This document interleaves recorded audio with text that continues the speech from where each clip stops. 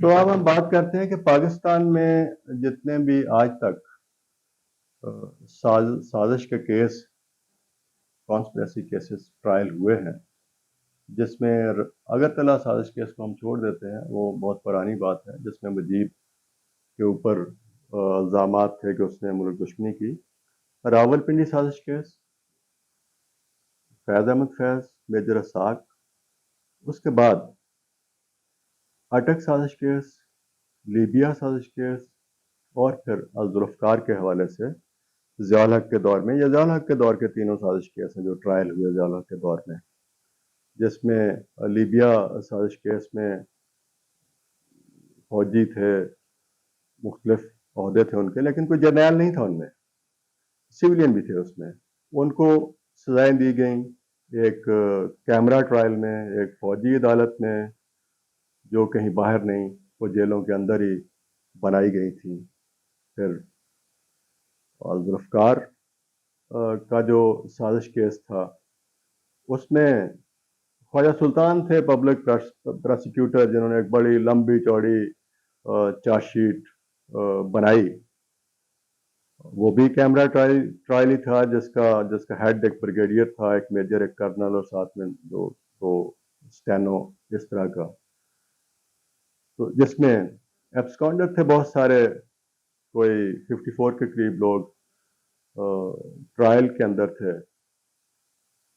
تو وہ بیانیہ بھی یہی تھا کہ یہ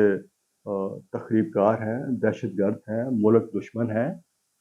اور ان کا ٹرائل سول عدالت میں نہیں ہو سکتا۔ یہ پرانی بات نہیں، ضیاء الحق کے دور کی بات ہے۔ تو اب ایک بہت لمبا عرصہ ہو گیا، اس میں بھی، اس ٹرائل میں بھی، ظاہر ہے اس ٹرائل کا جو اس میں ملزم تھے انہوں نے بائیکاٹ کیا، وہ ٹرائل 3 دن سے زیادہ چلا نہیں۔ پھر اس فوجی عدالت نے اس میں جو 54 کے قریب لوگ تھے، 20-25 کو سزائے موت سنا دی غیر حاضری میں، اور باقی جو دیگر تھے ان کو عمر قید۔ تو یہ اس کا حاصل وصول نکلا۔ اب بھی اگر میں دیکھوں تو بہت سالوں کے بعد، بہت سال گزر گئے، ایسا کوئی ٹرائل ہوا نہیں۔ نواز شریف کا ہائی جیکنگ کا ٹرائل فرق تھا، اس میں بہت سارے لوگ انوالو نہیں تھے، وہ نواز شریف کو انہوں نے مورد الزام ٹھہرایا کہ اس نے مشرف کا جہاز اترنے نہیں دیا، اور تو اس کا ٹرائل ہوا۔ تو اب یہ پھر بہت سالوں کے بعد جو ہمارے کرتا دھرتا ہے، ایک بہت بڑا کانسپریسی ٹرائل جو ملٹری کورٹس میں ٹرائل ہوگا، کچھ کا سویلین کورٹس میں ٹرائل ہوگا، تو آنے والے 2-3 مہینوں میں ہم ایک بار پھر سے دیکھیں گے کہ جس میں عمران خان ہوگا، اس کے خلاف وعدہ معاف گواہ ہوں گے، اس کے خلاف اور بہت سارا کچھ ہوگا جس کا ٹرائل ہو رہا ہوگا، اور کیمرہ ٹرائل ہوگا، جس کا کسی کو پتہ نہیں چلے گا کہ ہو کیا رہا ہے، اس میں کیا سزائیں ہوتی ہیں، کیا نہیں ہوتی ہیں، یہ بات کی بات ہے۔ لیکن جو ماضی میں ہوا وہ میں آپ سے شیئر کر سکتا ہوں کہ جو الذوالفقار کا ٹرائل ہوا، اس میں 20-25 لوگوں کو سزائے موت ہوئی، اور 54 تھے لوگ، باقی ایبسکانڈرز تھے، 196 کے قریب ٹوٹل کے اوپر ایلیگیشن تھا۔ اور یہ جو اب خواجہ حارث ہیں، ان کا باپ خواجہ سلطان، یہ وہ پبلک پروسیکیوٹر سے ضیاء الحق کے بہت قریب تھے، انہوں نے وہ کیس سارا بلڈ کیا تھا۔ تو اور جو اس میں ایک اہم بات ہے کہ جو سزائے موت دی، تو گورنر جیلانی تھے پنجاب کے گورنر، تو جن لوگوں کو سزائے موت ہوئی، تو گورنر جیلانی نے کہا ضیاء الحق سے کہ بھائی یہ جو 25 لوگ ہیں جن کو آپ پھانسی کے اوپر لٹکانا چاہتے ہیں، یہ صرف 25 انڈیویجول نہیں ہیں، ان کے خاندان ہیں، ان کے عزیز و اقارب ہیں، بہت سارے لوگ ان کے ساتھ وابستہ ہیں۔ تو یہ ایک بلا وجہ آپ اپنے اوپر ایک ایسا الزام لے لیں گے زندگی بھر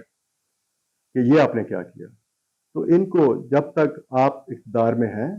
ان کو لمبی سزائیں دے دیں، یہ جیلوں میں رہیں، جب آپ نہیں ہوں گے تب اس کے بعد کیا ہوتا ہے یہ آپ پھر سسٹم کے اوپر چھوڑ دیں۔ تو ضیاء الحق کو بات سمجھ آ گئی، پھر اس نے ان جن کو سزائے موت تھی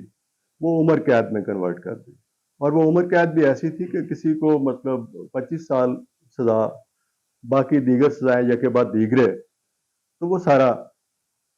وہ پھر مختلف پنجاب کی جیلوں میں، پاکستان کی جیلوں میں ان کو ٹرانسفر کر دیا گیا۔ تو میں یہ بات اس لیے بھی کر رہا ہوں کہ اب ٹرائل ہونے جا رہے ہیں پی ٹی آئی کے کارکن یا ورکرز، ان کو بھی یہ ذہن میں رکھنا چاہیے کہ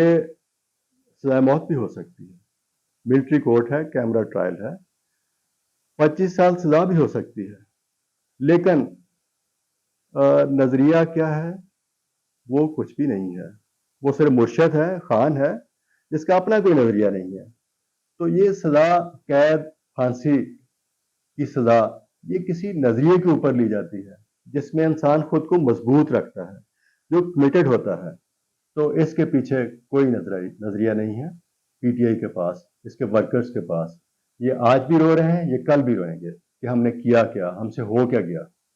لیکن وہ دور فرق تھا، اس میں اسلامسٹ ہو ان کا نظریہ بھی مضبوط ہے، وہ سوشلسٹ ہو ان کا نظریہ بھی مضبوط ہے۔ تو اسی لیے جو ورکر یا کارکن ہوتے ہیں وہ قید و بند کی صعوبتیں، ظلم و تشدد برداشت کر لیتے ہیں، لیکن جس کے پاس کوئی نظریہ نہیں ہے وہ کر نہیں سکتا۔